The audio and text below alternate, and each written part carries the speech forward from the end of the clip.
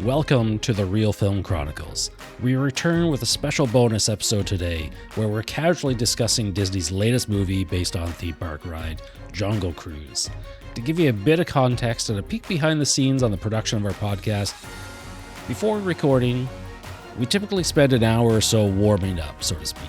We hop on a call and catch up on a variety of subjects, which invariably leads into conversation about movies. As we were preparing to record an episode on The Mummy, we found ourselves delving into Jungle Cruise. We hit record just in time to capture some of the discussion, which should explain why the episode starts off mid-conversation and may have a bit more of a casual tone than our usual episodes. And that brings us to where we are now. Jungle Cruise is a 2021 adventure film starring Dwayne "The Rock" Johnson, Emily Blunt, and Jack Whitehall, along with Paul Giamatti and Jesse Plemons. As our trio heads deep into the Amazon rainforest to find an ancient tree that promises great healing power, they are pursued by cartoonishly evil villains who are also after the elixir of life. With that, enjoy the ride. So, yeah, how does the CGI look so bad now when you said the original Pirates of the Caribbean looks so good like almost 20 years later? And I think back then, and we're still talking about like 2003, 2004, I don't remember when Pirates came out. 2003. I feel like there would be less companies and talent doing this. And the people who are doing it are a lot more like, these are pioneers of the field, so to speak. I mean, CGI has been around for a while, but you have less people doing it and they have more experience doing it. Now, there would be so many, I don't want to speak badly of like graduates of like, graphic design, CGI programs, but it's like you might have CGI houses that are full of new talent with a lot of experience. And quite often the lowest bidder, in the business world gets the contract. So a lot of the scenes are contracted out to different companies where maybe Pirates, it was one company doing all of it and they had a lot of time to do it. And Jungle Cruise, they would speed along production and farm out, 40 different scenes to 20 different companies, right? Well, that's all I can think of. So there's a problem, obviously, like, is well documented and well commented on about how, like, CGI houses are expected to do more and more and more with less and less and less. They're being paid less money to do more content. And I get that side of things. But I think the budget on Jungle Cruise was something like, what, $200 million or something? It's absurd how high it would be. There's got to be, like, the only explanation why the special effects look so bad is there's got to be some kind of embezzling going on in the back end. That's not what a $200 million movie looks like. You look back at, like, the second and third Pirates movies. Yeah. Davy Jones in broad daylight looks photorealistic, and it still holds up to this day.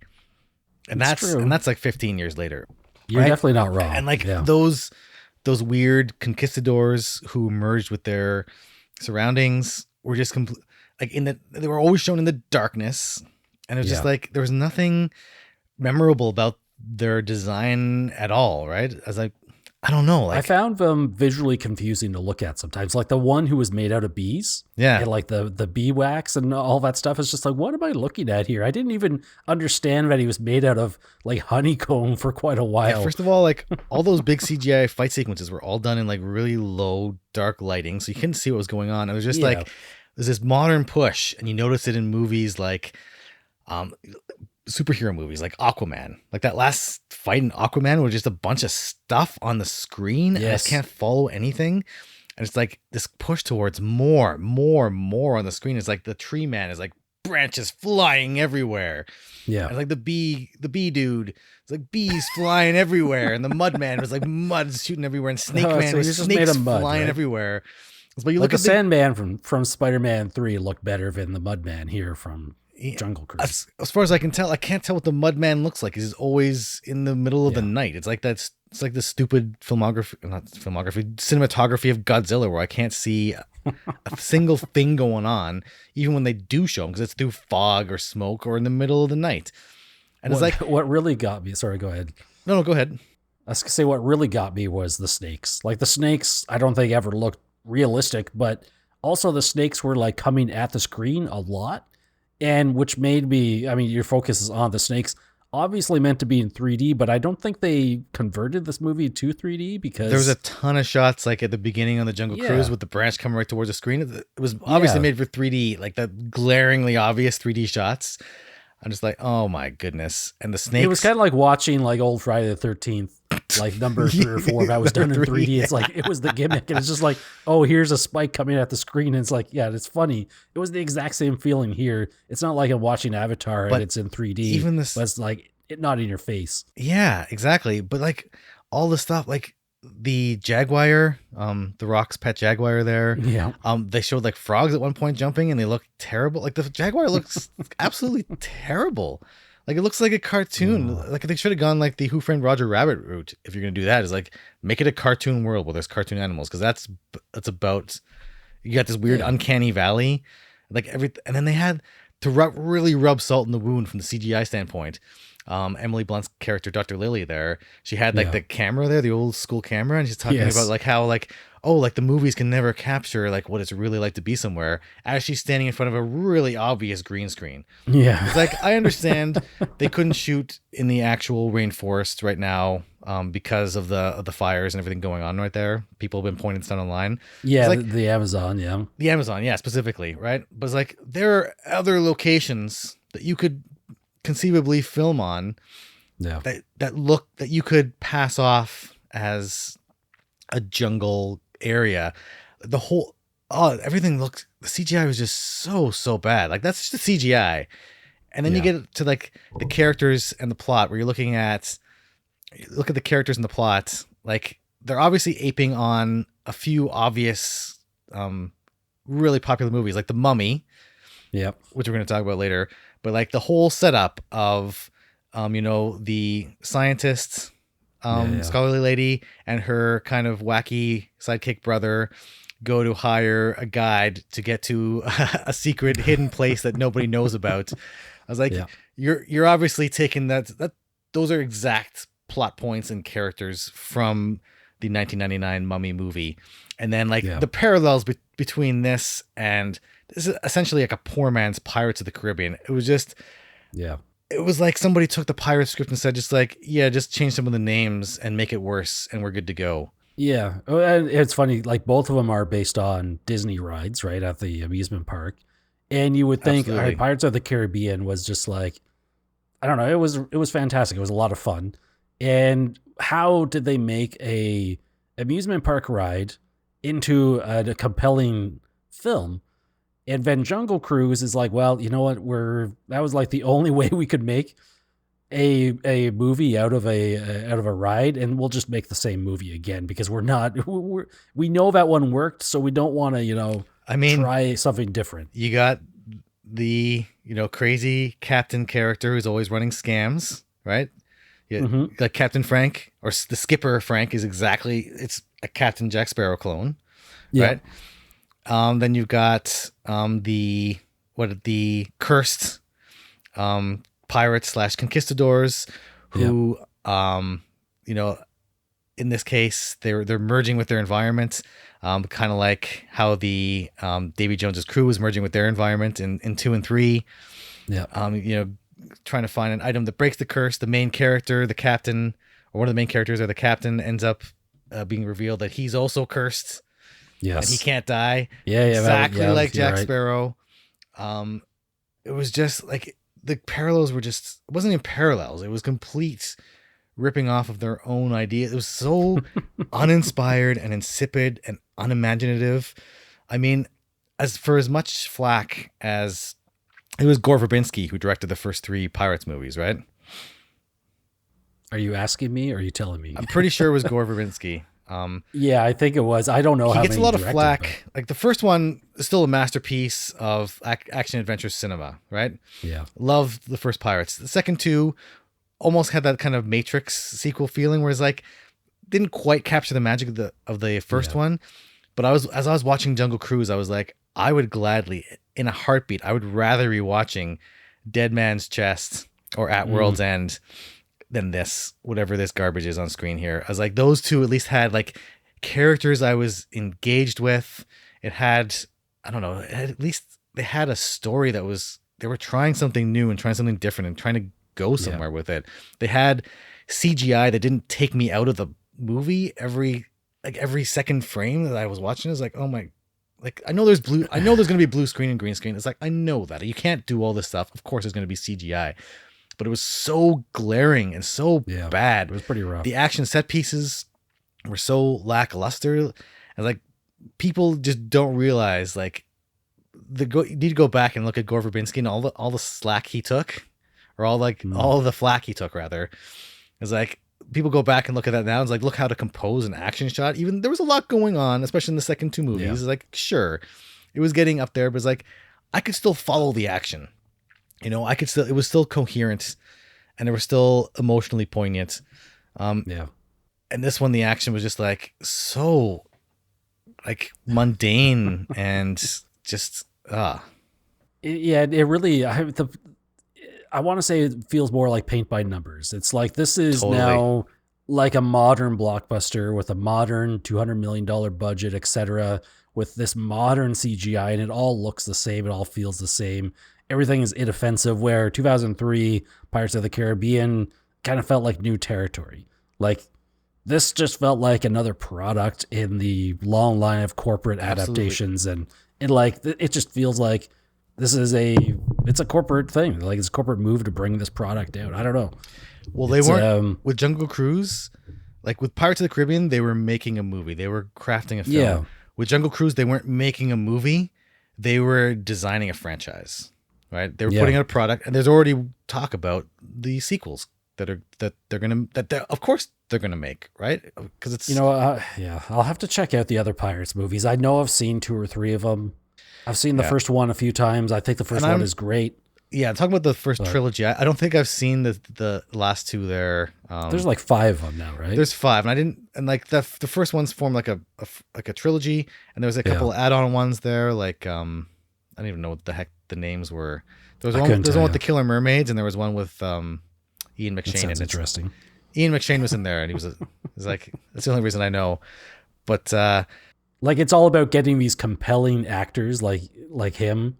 And was Bill Nighy was Squid Monster or something at one point? Like, getting these guys Bill Nighy in there. was Davy Jones. Like, Bill Nighy, like that guy gives 110%. Like, he automatically made what am I thinking about Underworld?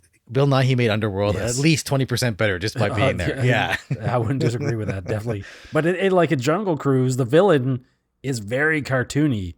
Like, it's just like, it was very strange. It was very strange. So like bland. Character. Like Jesse Plemons, that guy's an awesome act. He's really come into his own. Let me put it out there. But like, he was just given so little to work with. There was so much promise in that character. It's like generic German character who's not a Nazi, but essentially is like. Yeah. Essentially. Well, they really did stay away from the Nazi stuff, right? Well, it was the First World War, so it wasn't technically a Nazi, right? So I didn't realize. But it's like, jeez. And then the whole film was just like, listen, The Rock is great at what he does, right? But one of the things The Rock is not great at is playing an underdog. I don't believe The Rock is an underdog. He's a giant of a man. Yeah. And like, I don't believe for a second in any fight that he's in that he's got the lower hand. Right? Yeah. It's like, true. I don't believe that for a second. And like, I don't know if it's like contractual obligations or if they just think this is funny, but like, almost every single scene somebody mentions how big or strong The Rock is. Yeah. Right. So I was reading online, and somebody suggested this casting choice, and when I say it, you're immediately gonna see this film. This is for Jungle Cruise. For Jungle Cruise, for the skipper, the casting, Rock's position. Yeah, okay. The Rock's position, and you're gonna automatically see why it would make the movie 100% better. Oscar Isaac. Oscar Isaac. Wow. Oscar Isaac. That makes a lot of sense. Yeah. Yeah. He's got the charming kind of roguish feel. He's got that kind of physicality of it. It was like, I could feel this guy being an underdog, and he actually can speak Spanish, which the character he wasn't a Spaniard. I think the backstory was like, he was like picked up. He was an orphan from Algiers or something. So he wasn't supposed to be like a Spaniard, but like he was adopted by a Spanish family. He would have had some kind of ability, like Oscar Isaac. Like you see him as like Poe Dameron, right? Like that roguish charm is like, yeah, that would have been like, you know, Brendan Fraser in The Mummy or Harrison Ford in Indiana Jones. He would have had that same kind of energy. The Rock is great at what he does, but that character, I know why they brought him in, because The Rock sells. The Rock. Sells tickets, right? But it's a Oscar jungle Isaac, movie, so Oscar Isaac in there is like, oh my god, such a wasted opportunity. And like he was too busy filming Dune, perhaps. Yeah, but like The Rock is great. His gifts didn't fit that character. No. Emily Blunt did as much as she possibly could with that character. She's always great. She's a phenomenal actor, right? She's going to do. There's a certain bare minimum level of quality that you're going to expect from Emily Blunt or somebody of her caliber of skill.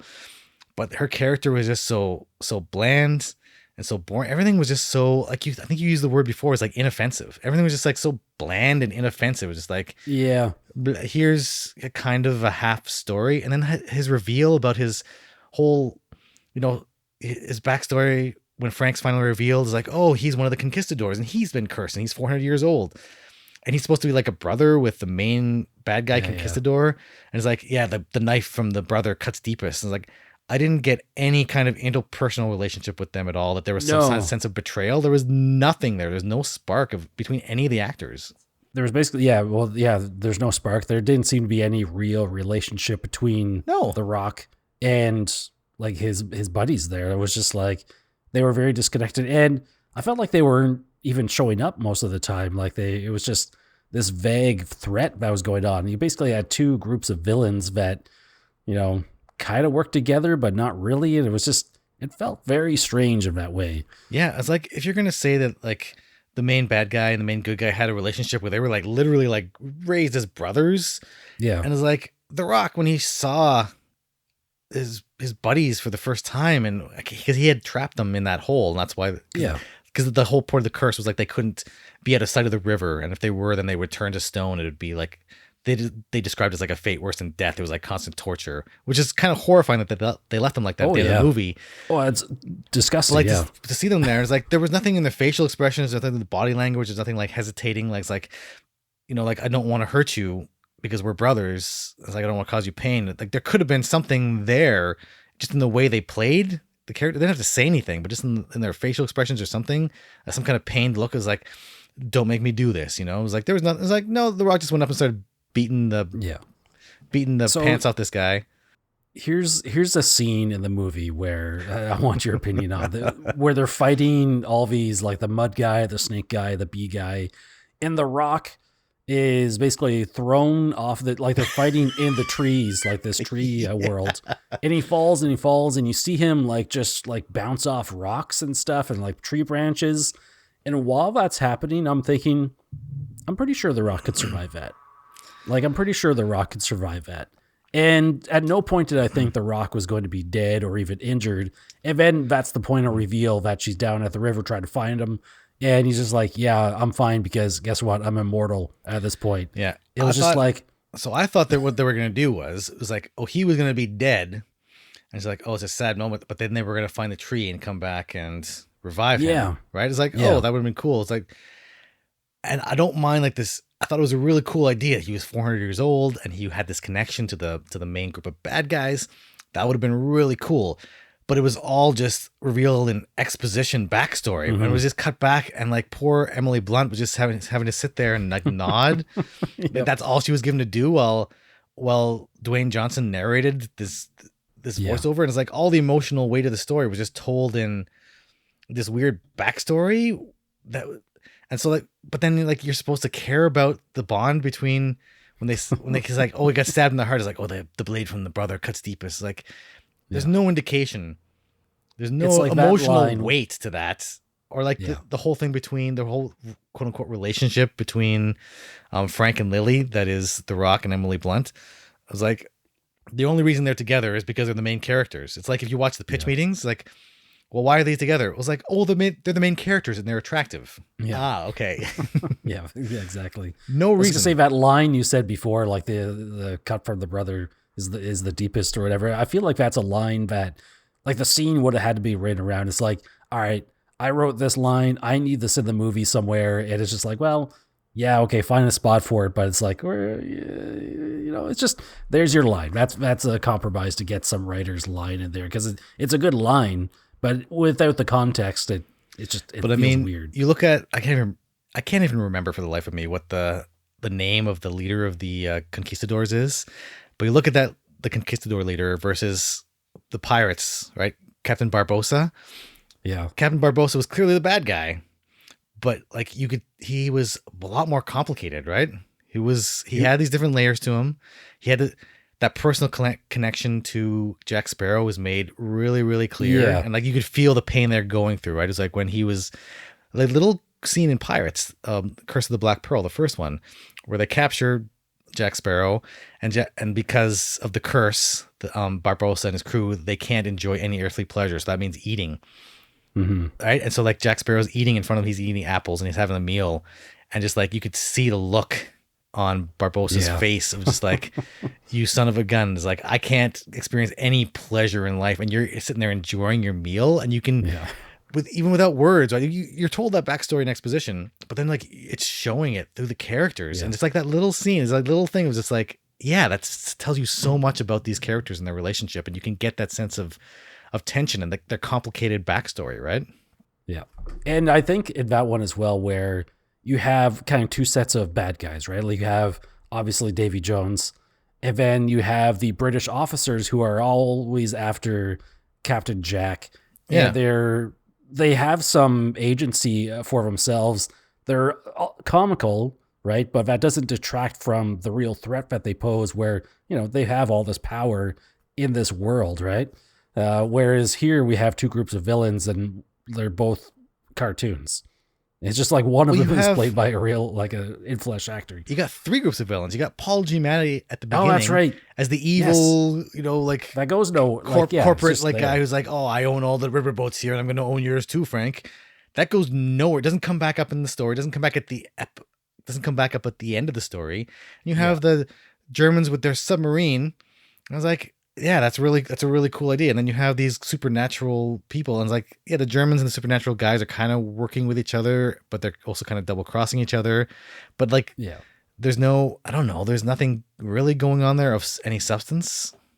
Yeah, it was a really strange film. I mean, like I said before, I looked at it when I first watched it. It's like, did that movie accomplish what it was supposed to do? And it was like, I don't know if it was like 2.25 hours or something. It was probably at least 2.25 hours too long. And it's like, did I enjoy watching that? It's like, well, I could think of worse ways to spend my time. Like at least it was entertaining on some level, like some theatrical level. And I think this is the first time I've had a conversation with anyone to sort of peel back the layers and be like, oh yeah, this was a pretty rough film. It was just, listen, there were some enjoyable elements. Like, listen, The Rock is charming. He's going to go up there and do his best. Like, I loved his whole like dad joke, like kind of puns. It's like, that was some of the funniest stuff in there. It's like, he was like doing this kind of shtick. It's like, that's pretty funny. But if you look at it, somebody do another comparison. Frank is almost identical to the character he played in Maui. Yeah. Like, Maui. Oh, is sorry. That the animated Disney? No, Moana? Moana. He played Maui. So the character in Moana, he played the character Maui. If you look at it, he's like this kind of this trickster who was like, but secretly kind of like, he was like with a heart of gold, and he was kind of helping people. Yeah. Oh, okay. With like very much kind of like that very much sense of humor. Is like, his character isn't. It's just it's so bizarre that he's. I think we talked about this before. I don't know if it was in a podcast or just in our conversations, but if you look at like, wrestlers turned actors, and you compare somebody like Dave Bautista to Dwayne Johnson. Dwayne Johnson by all accounts is a super great dude, easy to work with, really hard worker, and he's come a long way in his acting. If you look at something he's done like since the Scorpion King to like like the Fast and Furious franchise, he's worked on his craft of acting. But if you look at Dave Bautista, who's doing his best to like not get typecast, right? To do other things and do different things and to push himself a little bit more out of his comfort zone, right? Whereas like Dwayne Johnson, I think the only fights he's lost on screen are in the Fast and Furious franchise, and that's all contractual because like Vin Diesel's the kind of lead, right? So he's like, of course he's got to lose those fights because wasn't he brought on as a villain in one of the Fast movies? Like he was tracking down Vin Diesel and his crew in Fast 5, right? And eventually becomes part of the family. But like it's just like there's a humility maybe to Dave Bautista. Like you look at his role of Drax, where he's like making fun of himself in a way, right? Where he allowed himself to like there's jokes at his character's expense. Where I wouldn't expect those kind of jokes at the expense of Dwayne Johnson's characters, right? Yeah. Where I feel like he wouldn't necessarily allow that. Like I want to see him, even Arnold Schwarzenegger, who's like a comparable. He's a big dude, like lots of muscles on muscles.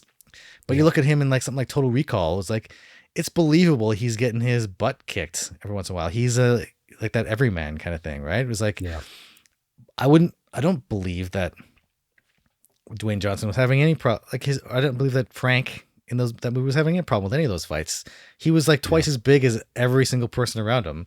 I was like, he could have crushed that conquistador.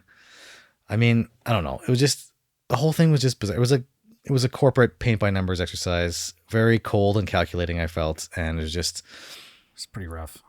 Yeah. Although I was also reading online, somebody pointed this out on Reddit. It's like, now that Disney owns Simpsons, it's on Disney Plus. Oh yeah. And in this movie, they literally made the Spanish Bumblebee Man live action. Yeah, that's true. Right? Oh man. Oh, that was wild. Sorry, I'm guessing Jungle Cruise got a pretty low rating for you. Did you even bother to rate it? Yeah, so Jungle Cruise I gave 2 out of 5 rating for. So I was using words like garbage before, so it's like it's not bottom of the barrel. It's close to the bottom, but like there's a certain technical proficiency, right? It's like sure the actors are good, like sure, like the CGI is not. You can follow the story, you can follow the plot, you can follow the scenes, for sure. You can so I gave find it stuff to enjoy. Right? I gave it 2 out of 5. Like I think we need to talk about a movie that gets like half or a 1 star.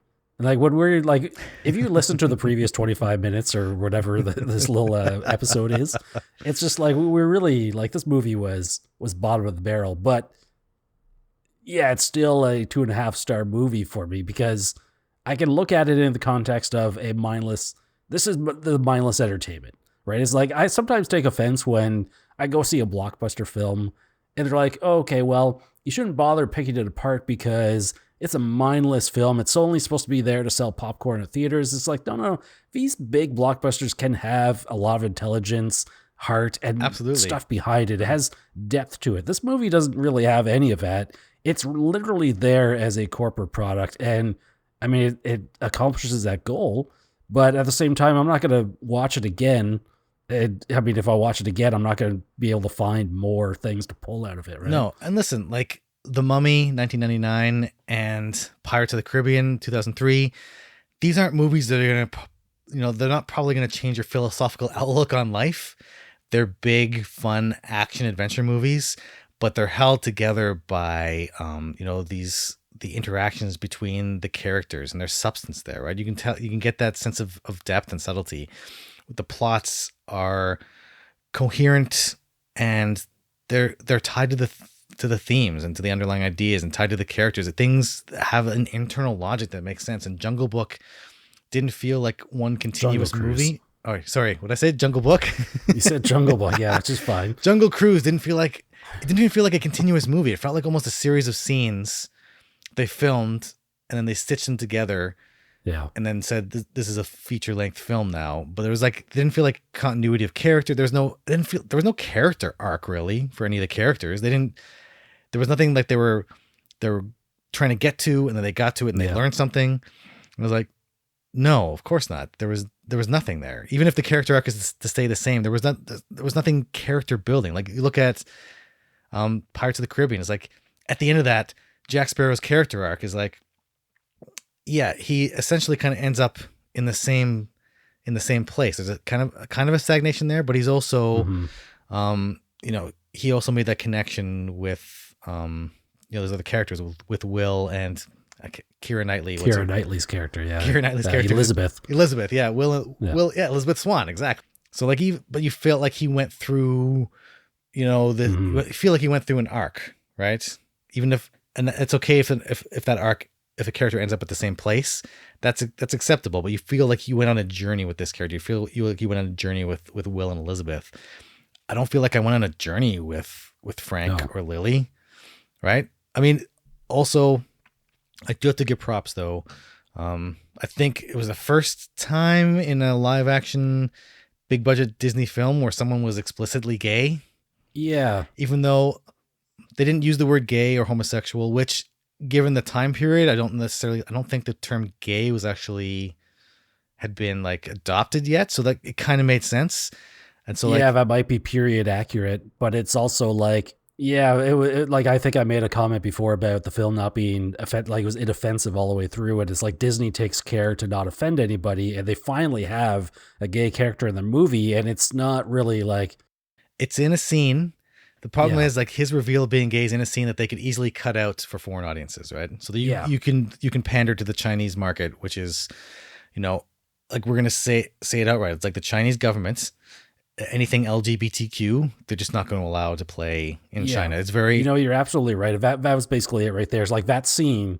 He was a character that didn't really need a lot of depth, and they added depth, and it was just a heart-to-heart conversation with The Rock. That, as you said, didn't play into the plot whatsoever. It didn't serve the plot. It didn't serve the story. It added depth to his character, and that was great. And I do like Jack Whitehall in this. I've seen his Netflix series there, his travel series with his father. If you haven't seen it, I would recommend checking it out. So it was a pleasant surprise to see him in this. Yeah. And then he gets to be this character. For one fleeting moment, I had hope, and I thought that after that conversation, that Frank and McGregor were actually going to be the love interest instead of Frank and Lily. I was like, right? Are they gonna go for this? It's like, that would be amazing, right? It's like, no, it's in a scene that's easily editable because it doesn't affect anything else. But it's like, if Disney really wants to impress me, they have a gay character or LGBTQ character, a gay character with a gay love interest. That's expressly in the film. Not just like saying it's like, oh, backstory is like, sure. Okay, I appreciate that he was gay and that played into his character and his relationship with his sister. But it's like, no, it's like, I want to see him with another man and they're like holding hands, or they share like a kiss at the end, right? It's like such an easy thing to do. And that's the next step they need to do, right? It's like, make the main character just openly gay and like not have people comment on it. It's like, yep, I have a boyfriend. Yeah. It's like, and that instead of saving the girl, it's like, no, at the end of the movie, it's like these two dudes kiss. It's like, that's, I'm not making a big deal about it, right? Not having people like go, ooh, or like, it's like, I was gay. My family disowned me. It's like, no, we're gay. We went on an adventure and then we kissed. It's like, that's how you do it, Disney. It's like, you don't, half points to Disney for that. Yeah. Like they are so far behind the game in that sense. It's like another studio might have gone for that approach and it would have paid off well. And it's like, Disney, you're doing stuff that they're doing 20, 30 years ago on television, and you're still kind of like gingerly footing around the issue and making sure that you can cut it from the film. Like, it's just, well, especially when you have like an actual reach around joke in the movie and you have like all the sexual innuendo when Emily Blunt's like pulling the sword out of him. It's like, oh, it's your first time. It's like, okay, it's like, though it's happened to me lots of times, but you're special. It's like all this stuff. It's like, okay. And I think McGregor especially has like a reach around joke at some point. I can't remember the context. It's like, you're doing all this, you're skirting around. You're so close, Disney, but just like, not to move on from this, but the final scene, like the final like activity here, the final action, they're getting the flower from this tree that, resolves all life's issues. Obviously, The Rock turns to stone. Very clever. And then she puts the flower, the only one that they have, on his lips, and he turns back into a human, and he's mortal now. It resolved the curse. And she literally turns around and grabs another flower off this tree, and it's basically like, as long as the full moonlight is touching the tree, it generates thousands of flowers, and it's like they treat it like that's not going to happen again. And they leave these guys in their stone form for all eternity when they clearly establish that this is a torture worse than death. I think you mentioned that earlier. And it's like, That's really a cruel way. And it's like, did they do Yeah. that just to set up a possible sequel? Absolutely, they did that to set up a sequel. There's already sequel talks, right? Before the movie even came out, there were sequel talks.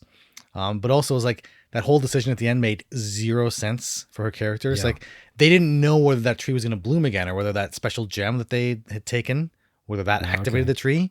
So it's all ambiguous, right? So like she literally had this petal. It's like you can't use it indefinitely, but they could have taken it back and studied it and potentially saved, thousands or millions of lives with this new, this new biological advance in science, right?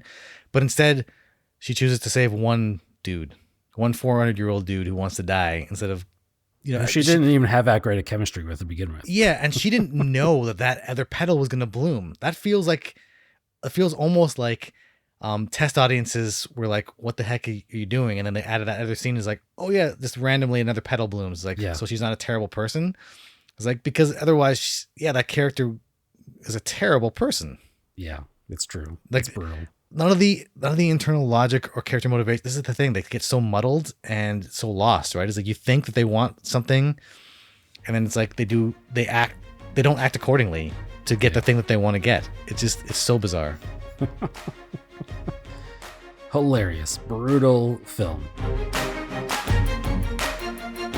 And that's a wrap on another episode of the Reel Film Chronicles. Thank you so much for listening and hanging out with us today. We're having a great time putting these together and love sharing these episodes with you.